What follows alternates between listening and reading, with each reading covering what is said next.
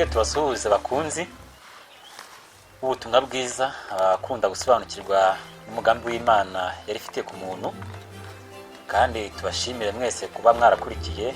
Hari abantu bagiye bakora share kugira ngo basangize abandi iki kiganiro, kuko icyabagirira akamaro bifuje ko n'abandi cyajya kibagirira akamaro.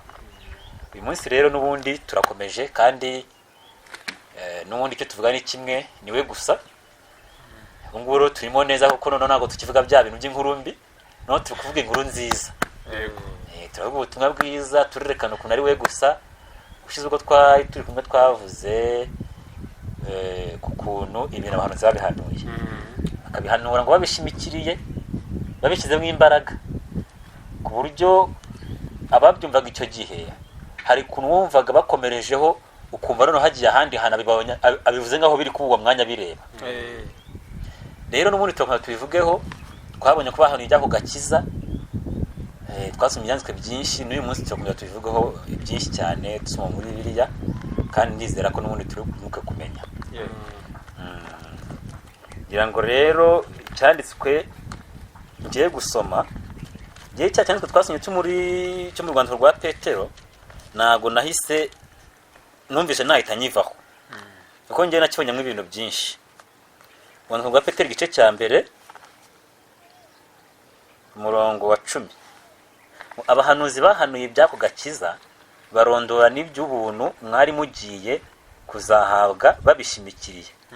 Barondora igihe icyo ari cyo n'ibimenyetso byacyo, byerekanwaga n'umwuka wa Kristo wari muri bo, agahamya imibabaro ya Kristo itari yaba n'ubwiza bw'uburyo bwinshi bwari bugiye kuyiheruka. Ngira ngo hano muri iki cyanditswe harimo ibintu byinshi. Icya mbere ngo bahanuye ibyako gakiza, kandi ngo bihanura bitaraba. Noneho mu guhanura iby'agakiza ko tujye guhabwa, ngo bahanura n'ubuntu twari tugiye guhabwa. Urumva ko icyo nacyo ni ikindi. Ariko noneho ngo berekana noneho ikindi kintu, igihe. Ngira ngo hari umwe muri twe wasomye icyanditswe kivuga ko hari ibyumweru 70. Ibyo byumweru iyo usomye mu zindi verisiyo za Bibiliya bavuga ni imyaka 100. Icyo gihe rero uyu munsi noneho bakavuga noneho n'ibimenyetso, ku buryo umuntu wakurikiranaga neza ibyanditswe yashoboraga kumenya niba koko icyo kintu kigiye kuba kiregereza. Niyo mpamvu Yesu yabwiye abantu akabwira ati, kuki mutamenya kubara iminsi? Kandi na Dawidi ndawe nicyo yavuga ngo Mana utwigishe kubara iminsi yacu. None ngo ikindi yabaraga ni iki? Kubara iminsi, kuko bavuze igihe n'ibimenyetso, ku buryo umuntu abikurikiranaga neza akavuga ati ibi bintu dore ibi bintu bigiye kurangira, bigiye gusohora. Noneho ngo aza kwerekana noneho abavuze kuvuga ibimenyetso, ngo berekanye noneho n'ubwiza bugomba kuzaheruka iki ibyo ako gakiza. Ubwiza nta kindi rero, ni abana bari kuzava mu rubyaro, cyangwa se nta gakiza nyine, ni ugukizwa. Hano urabona ko bavuze ibintu byinshi. Rero uyu munsi ndagira ngo rero kugira ngo tubijyemo neza, tugiye kwerekana uburyo ibi bintu byose bihura na Yesu gusa. Ari ubwo buhanuzi bwavuzwe, ari icyo gihe, ukuntu icyo gihe cyagiye kikagwa kuri Yesu, ubwo buhanuzi bwo kubarirwa ibyaha bajya kuvuga kuri Yesu. Ibintu byose byagiye bigenda bikagwa kuri Yesu n'igikorwa cye cyo kuducungura ku musaraba. Kuri icyo ngicyo twabonye ko ubuhanuzi bwahanuraga, abahanuzi bahanuraga bavuga ku muti, batanga ijambo ry'ihumure ku muti w'icyaha. Twabonye ko barebaga bataraba agakiza abantu benda kuzahabwa, kuzabona kubwe umuti nk'umuti w'icyaha cyari kibabereye nk'icyorezo. Tubona uburyo Imana yari twabonye ko Imana yari buhindukirire abantu, kandi ikabahindukirirana imbabazi, ibambi. Nk'uko cyanditswe twasomye muri Matayo igice cya mbere, aho marayika yabwiye Mariya avuga ngo twongeye tuhasome, wenda dusome ku murongo twasomye icyo gihe, matayo igice cya mbere umurongo wa 20 ushize twabibonye ubwo marayika yabwiraga Yosefu avuga ngo dore ku murongo wa 18 ngo kuvuka kwa Yesu Kristo kwagenze gutyo. Nyina Mariya yari yarasabwe na Yosefu, ariko yari ataramurongora, babona afite inda y'umwuka wera. Umugabo we Yosefu, kuko yari umukiranutsi kandi adashaka kumukoza isoni ku mugaragaro, yigira inama yo kumubenga rwihishwa. Akibitekereza, marayika w'umwami Imana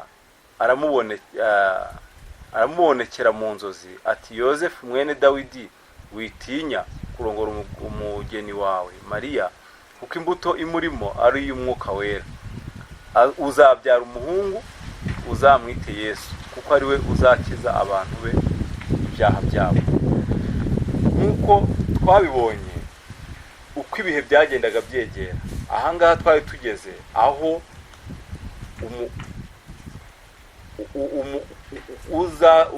uzasama inda n'uzavamo, noneho ko ubwa buhanuzi bugeze aho bugiye gusohora, ko ari ugukiza ibyaha.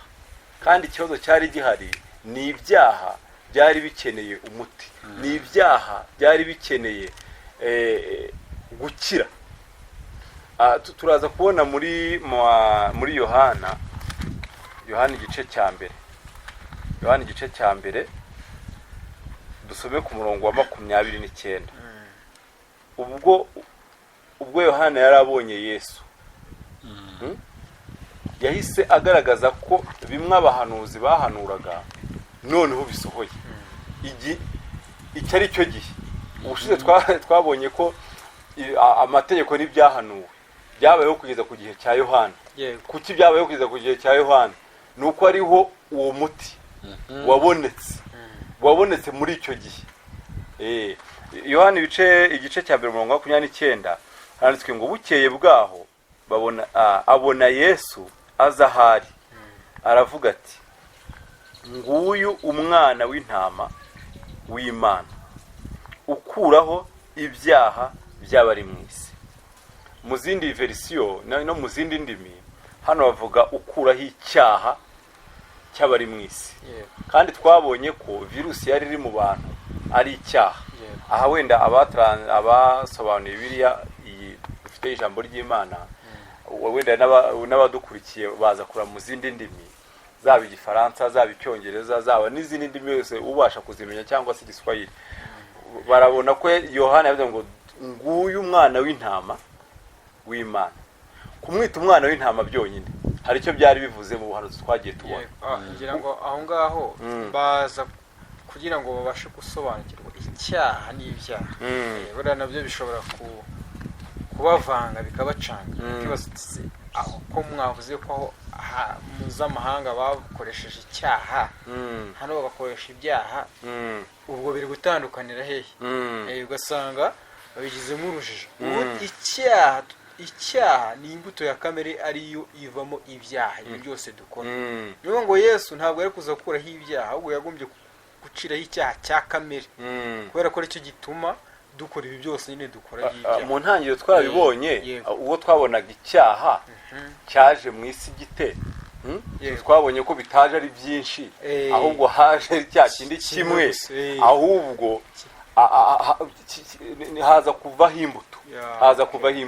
Hano rero Yohana akibona Yesu avuga ngo nguyu umwana w'intama w'Imana. Twabonye yuko ibyaha bitangirwa impongano muri Daniel, kugira ngo ibyaha bitangirwe impongano, incungu cyangwa se gucungura. Hano tubonye ko yamubonye nk'umwana w'intama, noneho uje gukuraho icyaha. Noneho hagaragaye wa muti, kuko twabonye ko kugira ngo ibyaha bishire ninde uje kubimaraho. Ahangaha Yohana aramwerekanye, nguyu ntama w'Imana uje gukuraho icyaha cy'abari mu isi. Urabona Yohana yakomeje kugenda amugaragaza mu buryo bwinshi kabisa nk'umuntu wari ubonye ari ikindi kintu koko cy'agaciro.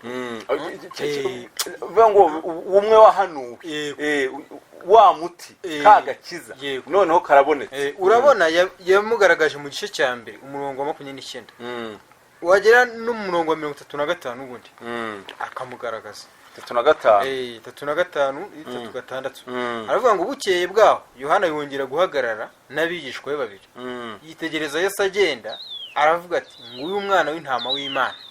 kuko naha umuti wo kugira ngo icyaha gikire sibyo hari mu mwana w'intama, kuko na mbere hose bari bazi akamaro k'uriya mwana w'intama, kuko bari baramuhawe nk'aho uko umwaka utashye umutambyi ashaka intama agatambira ubwoko bwa Isiraheli.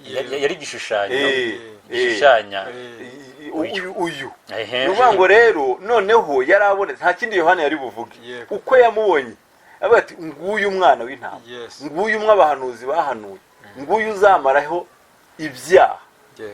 mbona ni ukuvuga ngo intama ubundi yari ugakiza na mbere intama nyine wakoraga icyaha ni ukuvuga ngo wagomba kujyana iki, ugomba kujyana intama, waba ucumuka ukajyana iki, ukajyana intama. ariko iyo ntama nta kintu yigeze bamarira nk'uko twabonye ukuntu abantu bari barushye uko wacumuraga ibaza ucumuye uyu munsi wajyana zingahe, wahoroye zingana iki ku buryo ucumura ugakomeza ujyana intama.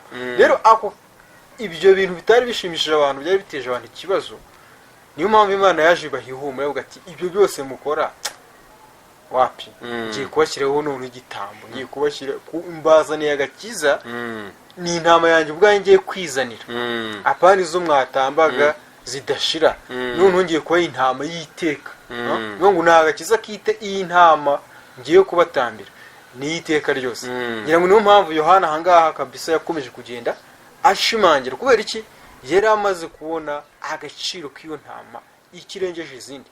dore ko n'ibitambo n'amaturo n'iki byose burya n'ubuhanuzi byari byahagaye kuri Yohana Umubatiza. kubera iki nuko yaraje nk'integuza afata bya byaha byaba abantu bose na wa batambye n'iki abishyira kuri Kristo.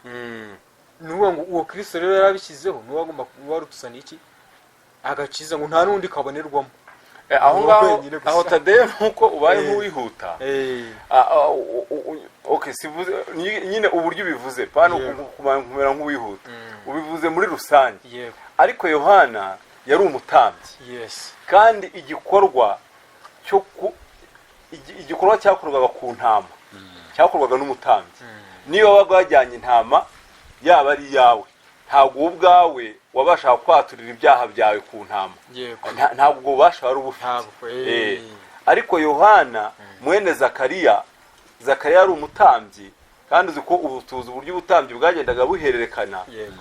niyo mpamvu we nk'umutambyi we kubona Yesu yamubonaga nk'intama, nk'umwana w'intama, kuko umutambyi nta kindi yari bubone, yabibona nk'umwana. ni nacyo yahishuriraga n'abari abigishwa, avuga ati nguyu, kuko abigishwa ntabwo bigeze babona ko Yesu ari umwana w'intama, kereka Yohana niwe wabibonye. amaze kubona ko ari umwana w'intama w'Imana, nta kindi Yohana yagomba gukora, ni igikorwa nyine cy'ubutambyi kuri uwo mwana w'intama. ariho Yesu yashatse no kugira ngo Yohana yashatse ko Yesu ari umubatiza, ni ibintu bitari buhure. ariko Yohana Yesu aramubwira ati emera ubikore dusohoze gukiranuka.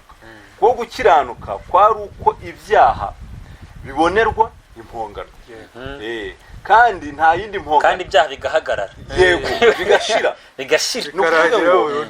n'abantu bajya bavuga ngo wenda ngo Imana imbabarire icyaha akumva ko kibabariwe. oya, icyaha ni impongano. icyaha n'impongano biragenda. hatari impongano ntabwo bavuga ngo mbabarire. oya, kuko icyo ngibyo abantu bari bubikore. bari bafite kuki se batasabye Imana imbabazi ngo Imana ibabarire. hari hakenewe iki? harakenewe iki? impongano. niyo mpamvu rero Yohana yabonye Yesu amubona nk'umwana w'intama, nk'umutambyi yagomba gukora iki? gukorera umwana w'intama icyagomba gukorerwa. byari byo byiringiro. niyo mpamvu twabonye ukuntu Daniyeli yatatse aboroga abwira Imana ibyaha by'Abisirayeli.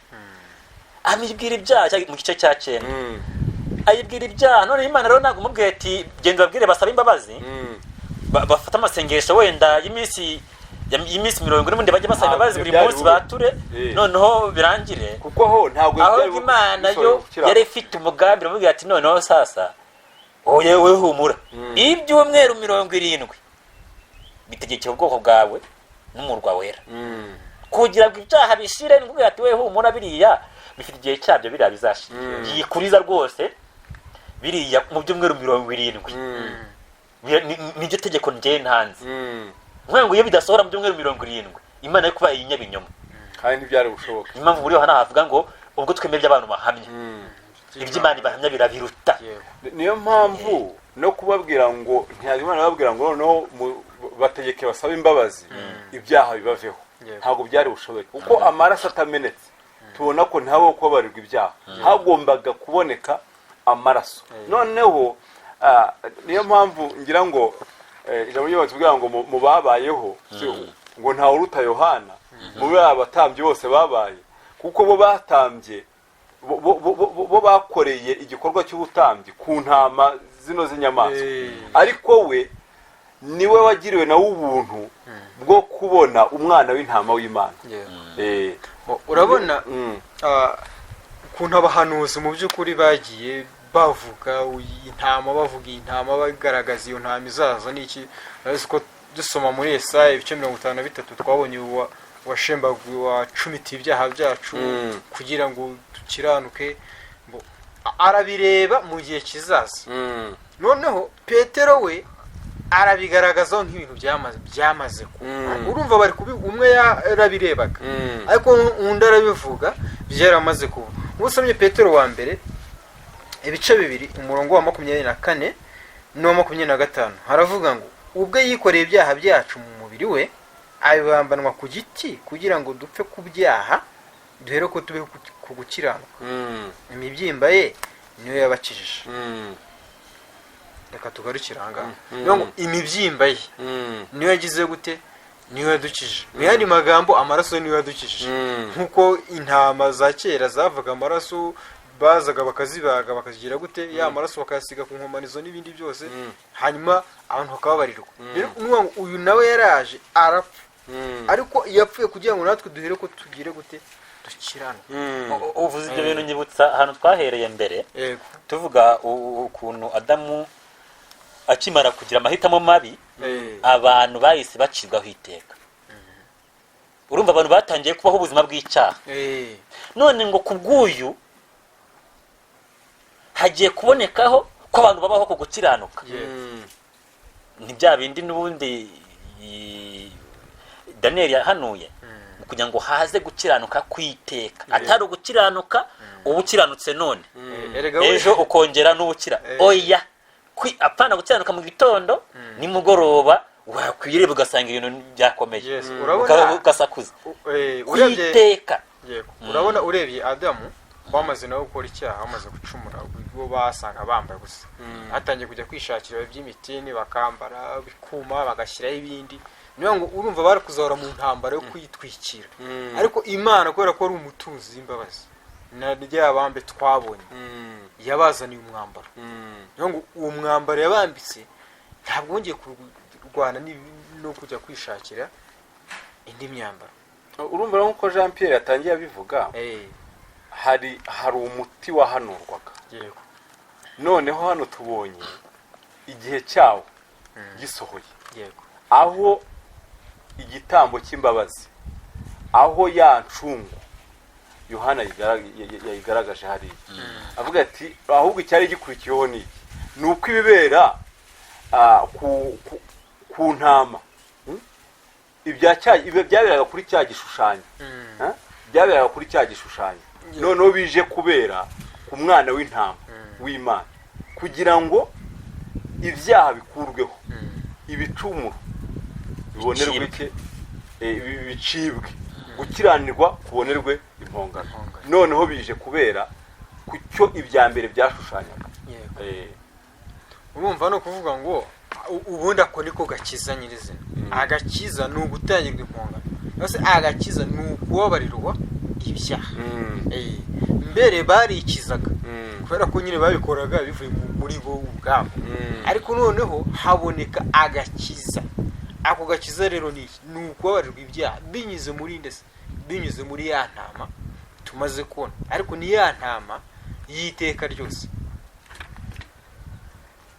Uwo niwe Kristo, uwo niwe Yesu wabaye intama, none atubabarira ibyaha by'iteka ryose. Ibyo rero mu kubikora nta kintu na kimwe adusaba.